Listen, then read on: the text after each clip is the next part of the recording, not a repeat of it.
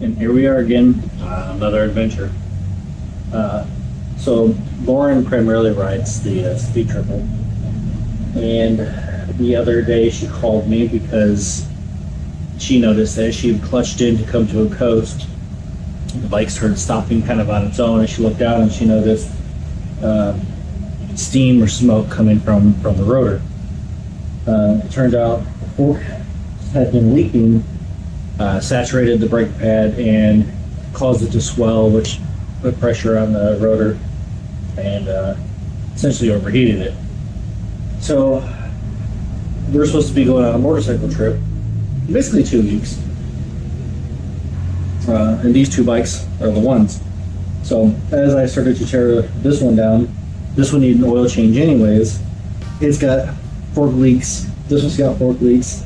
The pads are super thin.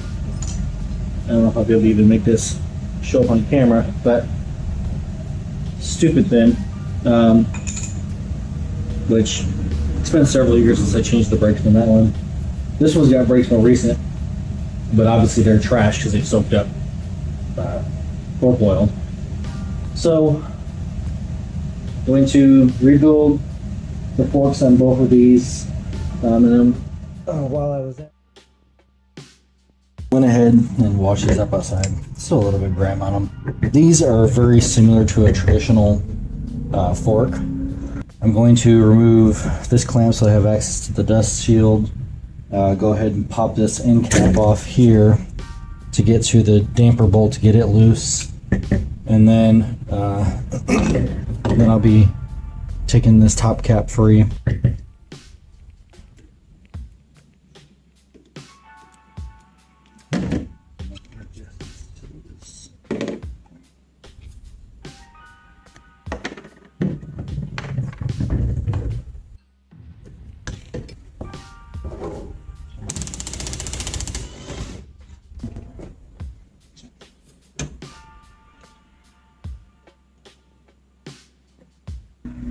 We are already here.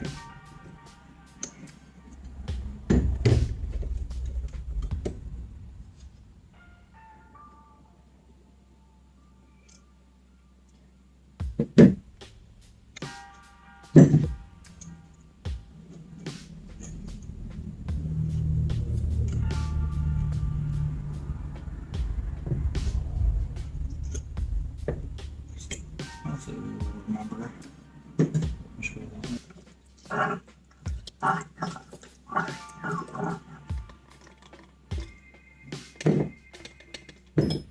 Bolt.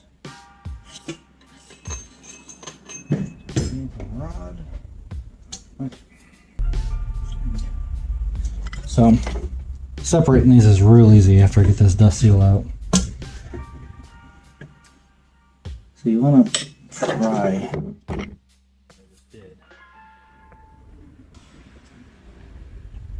You want to put any, yeah, let's rub it in there. You don't want to damage the shock body. You don't want to damage the tube. So you kind of have to work in there, work it out. There we go. Yeah, I got good. There we go. I'm not putting a whole lot of pressure there. Just working it out. There's the dust seal. It's pretty dirty there. Okay, but yeah, separating these is really easy once you get the circlip out. Unless you can see this, probably not. But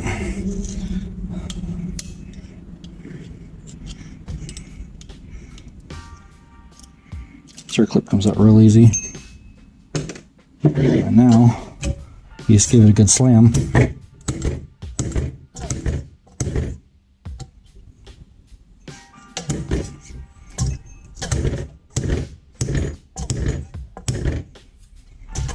There we go. Oof. Nasty in there. You have to clean that out. Okay. Yep. That's good. The bushing still looks really good. Nothing looks chewed up. Just the seal was leaking.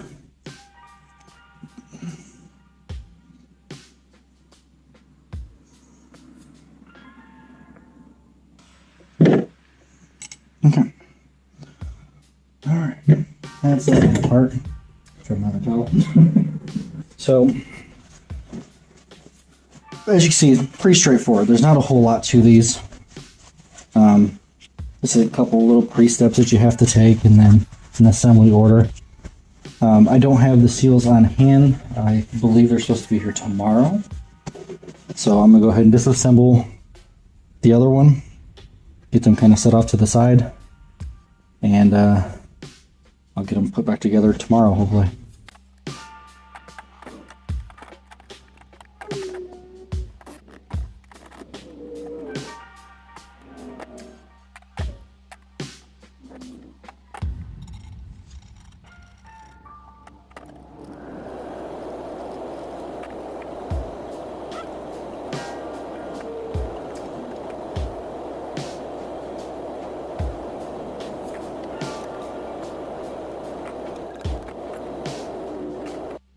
Thanks to the power of Amazon, the seals showed up next day. Don't have the fluid, that'll be here tomorrow, but we're gonna go ahead and get them assembled up to the point to where a fluid has to be added, which is more or less almost finished. It's just the upper half of the rod supplement. Let's see, let's get to it. Couple little details on these seals. I don't know how well we can see this. You kind of notice both sides are real similar. The top or the outer portion, the inner would be the part that gets the oil on it. The outer would be the part that is atmospheric, if you will. You look, you can see there's a thinner outer edge, as well as the gap around the gap in the middle is wider than out here. You got more of an edge here, and then a tighter gap towards the top. This is where I'd like to actually have a vise and make life a little bit easier. As you can tell, this, again, you can't really because of the light. Let's do it this way. This fork has a little bit of pitting.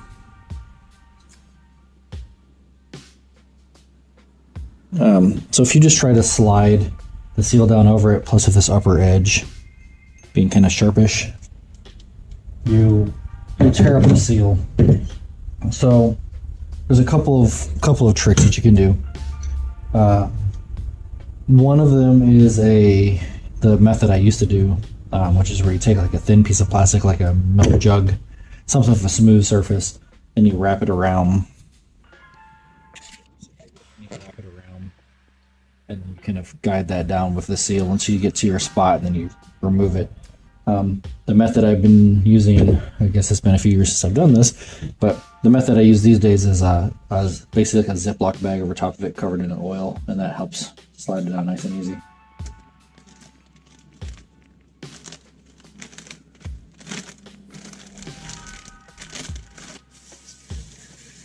I have oiled the dust seal. Or I guess this is not the dust seal, but this is the oil seal. Oiled it up a bit.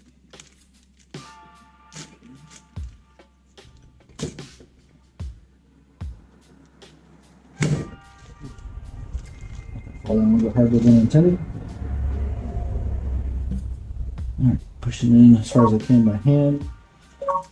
Alright, so one thing of note is I have this little slide hammer type seal driver. I've had this for a long time. There's supposed to be like a little 3-prong plastic portion that you put down into the seal, and then you use this to drive that down into the seal. I can't find that piece for some reason, so we're going to go a little more old school, where you take a piece of PVC and make it of the right size.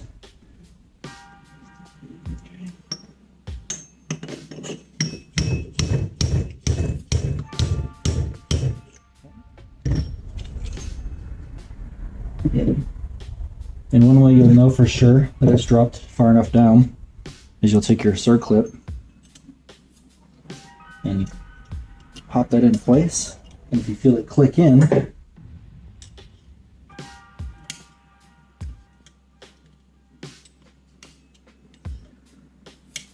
you know you're far enough down. Has a nice audible click too, all the way around. Yep, it's in there. Awesome. Okay, so now we just got the dust seal, which is kind of a similar design, but not quite. On these, a lot of times if you're used to like most brands dust seals, they just kind of have like a little taper up edge, which the Buell has. Let me grab that just to give an example. You can see where it has like a little tapered lip, whereas this uses a spring and like a secondary lip. This would actually slide down a lot easier.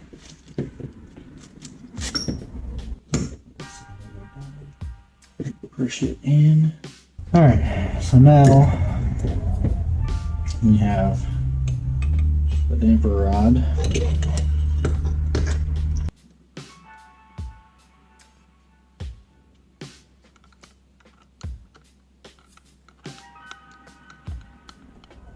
Okay, that's snugged up. You can see there's a tapered side to the spring. So it kind of tapers down versus the squared. The tapered side goes down.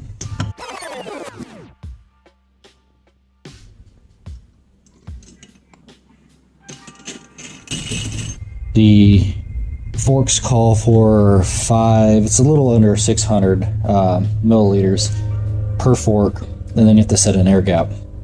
I don't have my measurer anymore, so I've got 20 ounces, which is like 591 milliliters.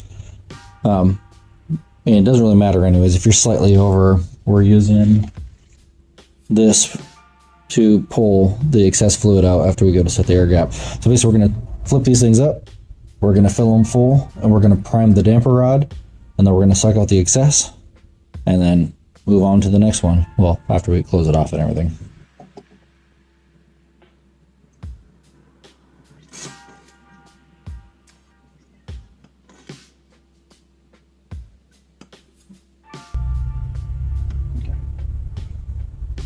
Now that we know we have the damper rod primed, we're going to go ahead and drop this down on here to set the air gap.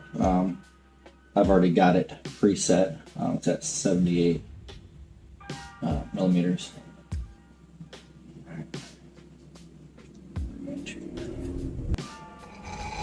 That's the top. Now that we get the air gap set, and drop down a washer, spacer, next washer, and the little retention clip here. Now this rod drops down, gets threaded on.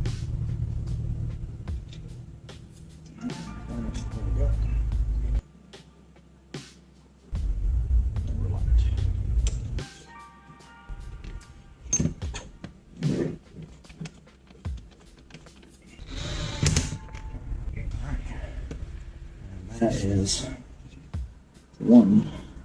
Well guys, my wife's been riding the bike the last couple of days, and apparently I screwed up bad. I forgot a very important piece, and it's kind of a big deal. I didn't put the shields on